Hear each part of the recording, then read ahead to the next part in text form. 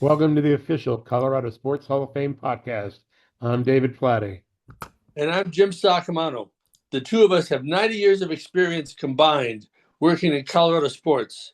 Myself with the Broncos and Dave with the Buffaloes. And both of us with the old and iconic Denver Bears, among our many experiences. We have now revealed 149 of 150 significant moments in Colorado sports history. The state's 150th birthday is tomorrow, August 1st, as in 1876. On that date, Colorado was admitted to the Union as a 30-day state. A veteran committee debated and then ranked the top 50 of these moments, all from over 2,000 that have been identified. Those are ranked by a committee with over 800 years combined of covering and or working in Colorado sports. For numbers 51 through 150, we covered significant moments scattered around the state and most, if not all, sports. All are archived on the Colorado Sports Hall of Fame website with our podcasts.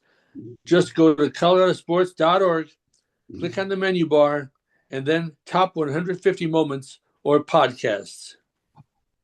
We are now up to our number one moment. But first, here's two moments in Colorado sports history that weren't in those 150. On October 22, 1972, the Broncos were 0-17-1 versus Oakland, dating back to a 23-6 road win in 1962. But the winless streak ended, and in Oakland, with a 30-23 Denver win. The Broncos built a 24-3 halftime lead and held off a Raider comeback. Charlie Johnson had one of his best games as a Bronco, completed 20 of 28 passes for 361 yards, the fifth most in Denver history at the time, and to this day, tied for the third most by a Bronco versus the Raiders. Floyd Little caught a TD pass and threw for one to Jerry Simmons, who had 6 catches for 118 yards. And on March 23rd, 1984, the Broncos were sold for the second time in 3 years, this time to the Patrick D. Boland family for an estimated $71 million. Edgar Kaiser had purchased the team in 1981 for less than half of that, around $33 million. Boland was introduced 2 days later at a press conference as the Broncos' new owner. This is Mark Johnson, voice of the Colorado Buffaloes. As we count down the greatest moments in Colorado sports history, it's worth remembering that great sports moments don't just happen. They're built on preparation, resilience, and staying healthy. And in Colorado, a great sports moment can mean something different to everyone, from Hall of Fame athletes to anyone who simply wants to keep moving. Whether you're chasing championships, personal bests, or just a pain-free morning run, the team at CU Sports Medicine and Performance Center delivers exceptional sports medicine care, from prevention and recovery to performance. Founded right here in Boulder, the CU Sports Medicine and Performance Center brings together CU medicine providers and Boulder community health clinicians to provide comprehensive care that's close to home and rooted in the community they serve. Learn more at cusportsmedicinecenter.com. And now our countdown of 150 moments is at its end. The number one greatest moment in state of Colorado sports history. On January 25th, 1998, in one of the most competitive Super Bowls, 32 was one of the best, as the Broncos claimed their first in 5 tries, beating the Green Bay Packers 31-24 in San Diego. In a game filled with memorable moments, perhaps the best and most important came on a 3rd and 6 for Denver at the Green Bay 12, late in the third quarter. John Elway was flush from the pocket and took off, the run ending with what was dubbed his helicopter dive over 3 Packer defenders, gaining 8 yards and a first down. Terrell Davis then scored from 1 yard out 2 plays later to give Denver a 24-17 lead. He carried 30 times for 157 yards and scored 3 touchdowns. After losing the Super Bowl in 4 tries from 1977 through 1989, the Broncos finally broke through under third-year head coach Mike Shanahan. Denver, of course, went on to repeat the next season, one of 9 teams to win back-to-back Super Bowls in 60 years of the event. At this time, we'd like to welcome our guest for this podcast, head coach of the Super Bowl champion teams, Mike Shanahan. Thanks for having me on, guys. It's an honor, Coach. Denver finished the regular season with a 12-4 record, second in the AFC West, and earned one of the 3 wildcard spots. Thus, Denver had to win 4 games to become Super Bowl champions. But because the Broncos had the best record of the 3, it earned the right to host the first game, with Jacksonville heading to Denver a second year in a row. What was your approach to this game, and was there a revenge or redemption component to it, Coach? Oh, there's definitely a game that we were so disappointed the year before because we were a good football team, and Jacksonville comes into our place and kind of dominates the game. Even though we led at the end of the first quarter, we were 12 zip ahead. They had not had a first down, and they come back and actually dominate the game and beat us in a close score, 30-27. But it was one of those games that could have went either way, and we were so disappointed that we lost our opportunity to go on with that game, and we came back the next 2 years and played a lot better. The offense, especially the running game, clicked on all cylinders against the Jaguars, amassing 533 yards, 310 of which came on the ground in the 42-17 rout. Did those numbers exceed your expectations that afternoon? Well, to be honest with you, I was so disappointed the way we finished the year before. The one thing that I told our football team is that I said, hey, you can put that one on me because we should have run the ball a lot more than we did. I said, the next opportunity we get in a playoff game, we're going to be a lot more physical than we were. We were very physical in that first quarter of the year before, but we didn't consistently do it. I thought we let up a little bit the last game of the regular season that year, and I thought if we did have the opportunity to do it again, we'd play a lot better the last game before we entered the playoffs, and we did play better the next year. The offensive line, by the way, after the Jacksonville game, was the player of the game in the AFC, the whole offensive line. So now 1 down, 3 to go. The AFC divisional playoff game was the so-called rubber game as the Broncos split the season series with the Chiefs, each winning on their home turf. You have to play at Arrowhead Stadium, easily one of the loudest and most hostile environments. It was chilly, 26 degrees wind chill, but bearable. What was the Broncos' approach and motivation ahead of that game? Well, Jim, like you had mentioned, that game against the Jaguars, we ran the ball very well. We ran the ball 49 times and, for over 300 yards. And we knew playing the Chiefs in the first game, we were going to have to be very physical. They were a very, very good football team, especially on the defensive side of the ball. And we knew we couldn't turn the ball over. At least that was our goal at that time. And we had to eliminate the sacks and, as I had just mentioned, the turnovers. But that 14-10 game was very physical. We ran the ball over 30 times, and it was one of the reasons why we were able to win a close one. All right, Denver led 7-0 at halftime. Chiefs go ahead 10-7. Terrell Davis' second TD of the game put the Broncos ahead by what was the final score, 14-10. But there were still 12 minutes remaining.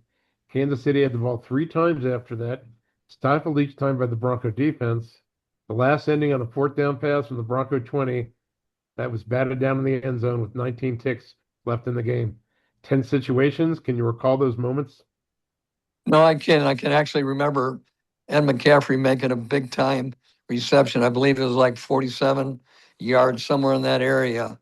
And that was a big play at that time because nobody had even scored a rushing touchdown against Kansas City in over 10 and a half games. So it was one of those type games that was going to be very physical and it went right down to the wire. And glad we were able to win that one. That was a great game, Coach. The Broncos are back on the road for the AFC title clash to Pittsburgh, where they had lost late in the season. After trading first quarter touchdowns and spotting the Steelers a 14-7 lead early in the second quarter, the Broncos scored 17 points before halftime, with John Elway tossing TD passes to Howard Griffith. The Steelers had a late score with 2:46 left, but never possessed the ball again and became the 5th wild card team to advance the Super Bowl with the 24-21 win. Other than the motivation to get to the Super Bowl, what else do you recall? And I'm sure there's plenty about the week leading up to and the game itself. Well, playing the Steelers, they were always a great defensive team. and we knew we had to run the ball again. And like the Chiefs, I think we were over 30 carries per game. Steelers were 30 carries, I believe. But it was one of those games where, you're just going to have to win the hard way. You're going to have to win in the fourth quarter. And the Steelers had a little bit of the momentum there in the fourth quarter. And Shannon and John Elway came up with kind of improvising on the last play to make the big third down. And we kept the ball the rest of the game, and it was a big time win for us that got us a chance to get into the Super Bowl. Oh, it was just great. I can recall so many things about that game. Don Shula presented the post-game AFC Championship trophy, and he said, "I like the way Denver runs the ball. I think Denver's going to win the Super Bowl." And I remembered that, and it was great. So now sunny San Diego, a familiar stadium, and a chance to beat Green Bay, the defending champion. Some of the media thrived on pointing out that Denver had lost 4 Super Bowls and were 13.5-point underdogs to Green Bay, the defending champions. Did either or both supply a little bit of extra motivation? And I'm aware that you're very humble. And so I may call you on it if you're too humble here, Coach. Well, I know going into the playoffs that, the physical teams usually find a way to win in those Super Bowls. And the 3 Super Bowls I had been with Denver, we weren't very physical when I was an assistant coach there. And I knew if we were going to win in the playoffs, that we're going to have to be a lot more physical than the teams we played. And that was hard to do because the Chiefs and the Steelers were very physical. And the Packers at that time had all the stats on offense and defense. So I knew we were going to have to run the ball. And we ran it 39 times, remembering back then. And obviously, to do that against the Packers, who had an excellent defensive football team, I felt gave us a chance to finally win the game, especially when you're only throwing the ball. I think we threw the ball for 120 yards or something in that area at that time. But the big reason we won it is we were able to run the ball. I think throughout the playoffs we had like 12 TDs and 3 passing TDs, and so it was a nice ratio we had. If you remember that an NFC team had won 13 straight Super Bowls, 8 by 17 or more points, but the Broncos and Packers put on a most competitive show. Green Bay led once early, 7-0. The Broncos bounced back to go up 17-7. The Pack pulled early, even in the third quarter. Both then swapped TDs, and it's 24-all with 14 minutes to play. Your thoughts on that point and what struggles you had in mind? And of course, you had your whole defensive backfield knocked out by Atwater at the last defensive play that he made of the game. Well, he made so many big plays during that second half. The one you had mentioned earlier, John Elway on the 12-yard line. Actually, that play was designed to be run inside the 4-yard line. It was a play that we usually just use against a goal line type defense. And there was an audible into that if we didn't get the defense that we wanted, and on the 12-yard line, I knew we weren't going to get that defense.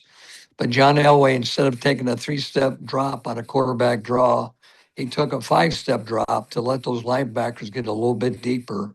And then he was running a normal quarterback draw, but had the patience to go back 5 steps. None of the linemen were going downfield to block for him. And so John, in his poise, took his 5-step drop, looked downfield, got the linebackers to drop, and made one of the biggest plays to obviously get us into the final category to win a Super Bowl game. So it's 24-all. Defense shuts down Green Bay on back-to-back drives. The Broncos take over at the Packer 49, where 5 plays later, with just 1:45 remaining, TD scores from a yard out. Jason Elam makes the PAT, and now it's up to the defense, which does the job. Recall those moments as the clock ticked down to the final gun.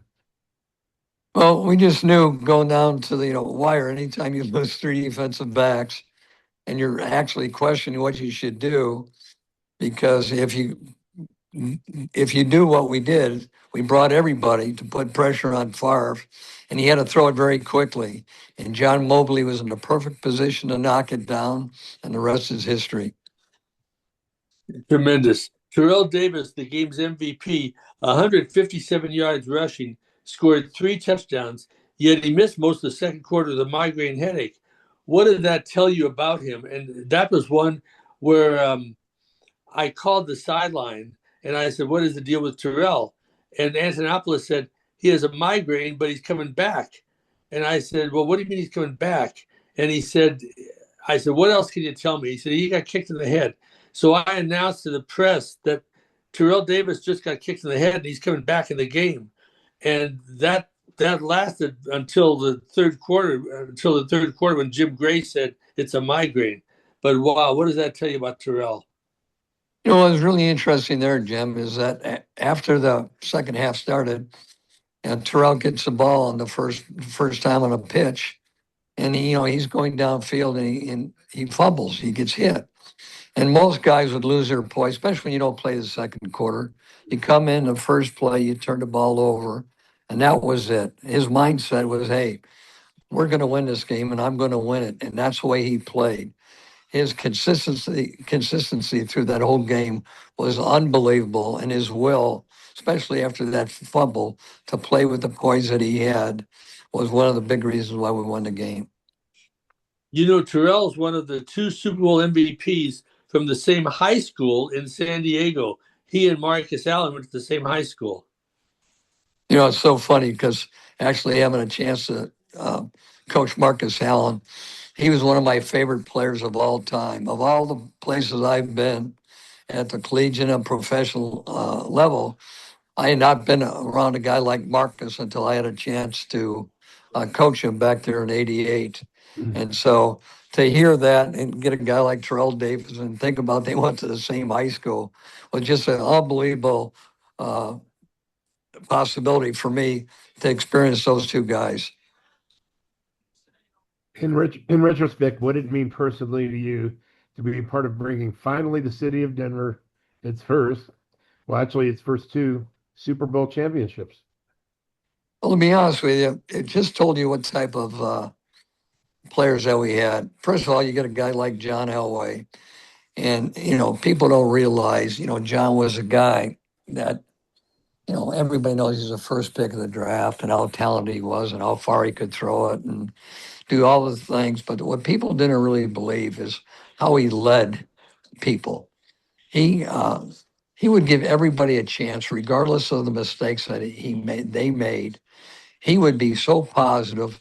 If somebody dropped the ball, he'd come back to him on the next series or the next play and give that guy a chance to make a play. So, to have a guy like John and to have so many guys on our football team that were winners, great character, very unselfish. They all played very hard together, and it was one of the reasons why we're able to, win 7 playoff games in a row and back-to-back Super Bowls is because everybody had a job to do, and they really believed in each other and did the little things that you need to do to win games, and that's why we won it. I want to stray a little bit from our script because I think we have Rich Carlos and John Elway on our shows this week. And I think it'd be a little fun to just go back and reminisce a little bit about looking back at The Drive and your thoughts years later, well, now 40 years later, about that series of plays. I mean, the drive was unbelievable because, going back, especially, when you're backed up on a 2-yard line and you go through the ball being deflected off the, butt of Steve Watson, and for John Elway to have the poise to make that throw, and the line giving us time after, it wasn't perfect, and getting a chance to scramble and put himself in a position to make the throw, and then make that throw to Mark Jackson on the goal line. And just things like that, when a lot of people are doing the little things together to give you a chance to make that type of drive, because, with, going 90 something yards, especially in that type of environment, doesn't happen very often. The greatness of Mike Shanahan is not a subject for discussion. Mike, it was our pleasure to have you join us here today to revisit unquestionably, to date, the biggest moment in state of Colorado sports history.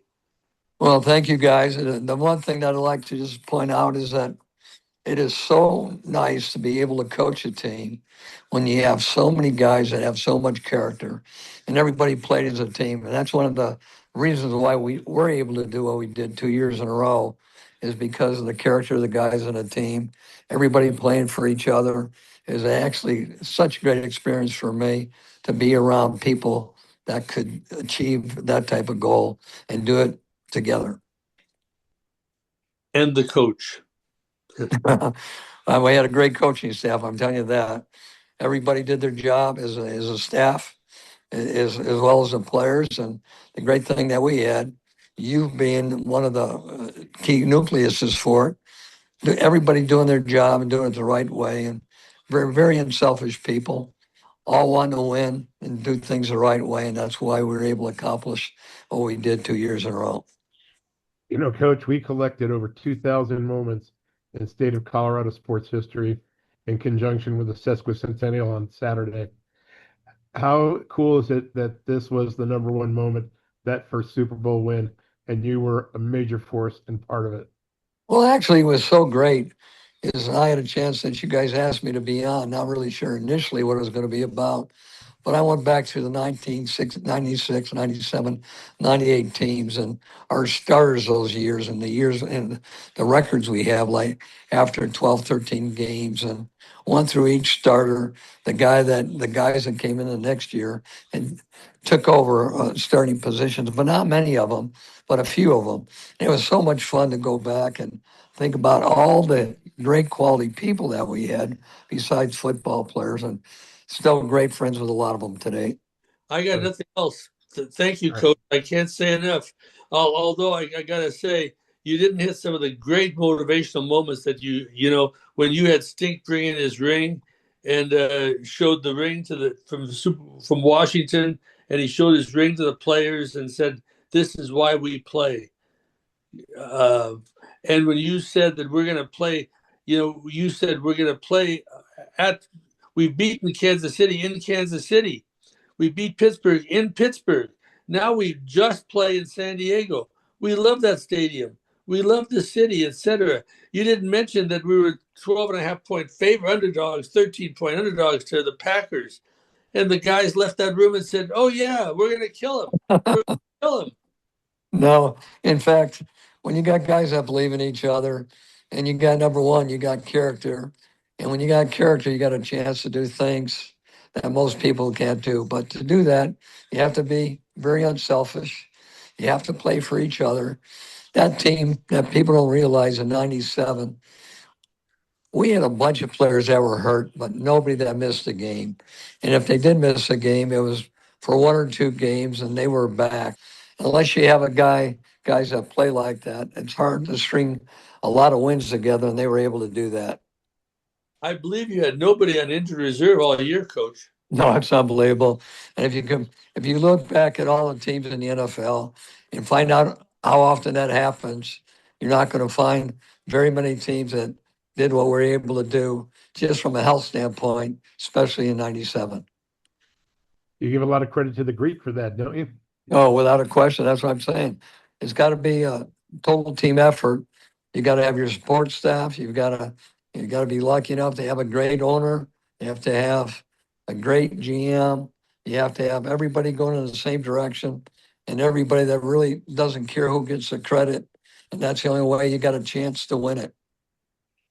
And we should remind everybody that in 2010, you were inducted into the Colorado Sports Hall of Fame. Hopefully, a memorable moment for you as well. Oh, very much so. Great to be among those great athletes. I've admired while living here in Denver and throughout my whole life. Well, Coach, we'd like to thank you for coming on with us today. Really enjoyed it. I want to make sure it's good for you guys. Oh, it was. Thank you. Okay. Thank you, buddy. All right. Thank Thanks, Coach. Thanks. Well, we'd like to thank our sponsors for the series, Hostages of 10th and Pearl Street in Boulder, CU Sports Medicine, the Colorado Collegiate Chronicle, produced by occasional co-host and executive producer Tim Simmons, our producer for the series, Todd Sandstedt, and Mark Johnson, the voice of the Buffaloes, for lending us his voice for introducing each moment's number. We do hope you enjoyed the Colorado Sports Hall of Fame's Top 150 project as much as we enjoyed revealing it over the last 7 months. That is a wrap on our 47th podcast overall. We'll take a break for a while and return in a few weeks with our next edition.